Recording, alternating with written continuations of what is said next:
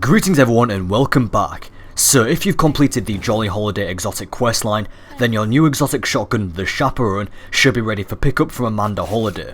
I just got mine and here it is. Its description reads, "My mother had a shotgun we called the Chaperone, kept us alive out there, before we got to the city. Amanda Holiday. It does solar damage and here are its perks. The Roadborne, precision kills briefly grant bonus handling, range and precision damage with this weapon. And the Survivor, 3 rapid precision kills while Born on the Road is active, will return 2 rounds to the chamber." Now this is a rather unique gun with the engravings along the barrel and the twirl animation when you reload, similar to the last word. But how does it perform? Well, unfortunately, my first impressions aren't great, and a lot of people seem to be in agreement. Most of the time you need to get a headshot to get a one-hit kill, which is okay, but it's frustrating when it's still not a one-hit kill right next to someone.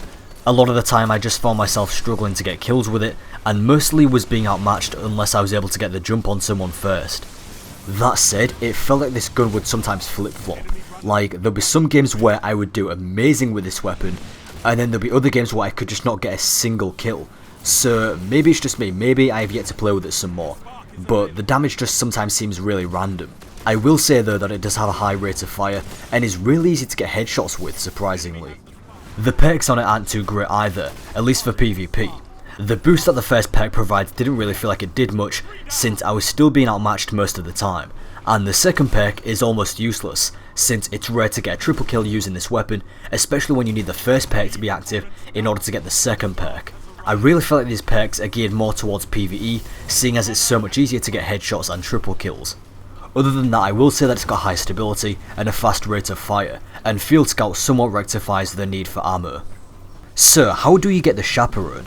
I'm sure most of you know by now, but just in case anyone watching this doesn't know how, you get it through the exotic questline Jolly Holiday. This quest can be picked up from Amanda Holiday, the Tower Shipwright, after you've completed the Taken King story, reach level 40, and be at least level 3 in the Crucible. You will also need the last word to do this. So the first step in this quest is to get kills in the Crucible using the last word. Now the wording on this quest isn't 100% clear. It turns out that you don't actually need to get kills with the last word itself, you just need to have it equipped as your primary weapon. You can use any other weapon or ability to get kills just as long as you have the last word equipped as your primary. The catch to this is that if you die, your percentage goes down, so be careful. After you've completed this, return to Amanda Holiday for the next step. For the next step, you'll need to purchase a crystal from the Cryptarch, which is really easy, it takes 2 seconds, but this will drain you of a hefty 15,000 glimmer, so make sure you have enough glimmer on you. So just buy the crystal from the Cryptarch and give it to Amanda. For the third step, you have a choice of 2 options. You can either get kills in the Crucible similar to the first step, although this time you don't lose kills when you die, or you can go in PvE and kill 50 mages.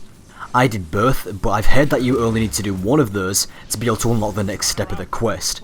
So I'm not entirely sure, but it may be worth checking your quest before you do the second half. That way you can just save time and move straight on to the next step. And for the final step, you need to kill the Shield Brothers using shotguns.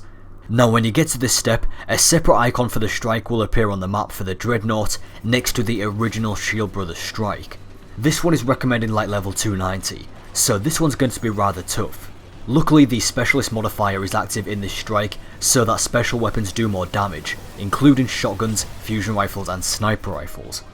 Now this is going to be so much easier with 2 other friends helping you out because you're going to need to coordinate a little bit. There's also going to be a ton of high level Cabal chasing you around, so it may also help to have a defender bubble with you. Also watch out for signs because their shields are ridiculous, but if you can get the shields down then they are really easy to kill.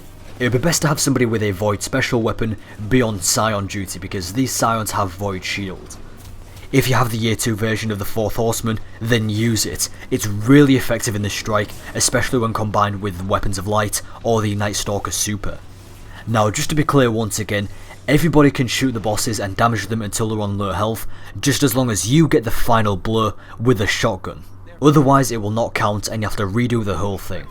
If you make a mistake on the first kill and it doesn't count, then you and your fight team can just wipe and start the boss fight again. You'll know if it's counted or not because the checkboxes in the quest will be marked. So once you've killed the Shield brothers, you'll have to return to Amanda Holiday, and at this point you just wait until the next reset for the Chaperone to arrive. There's no way to get it earlier, you just have to wait until the reset, which is on Tuesday.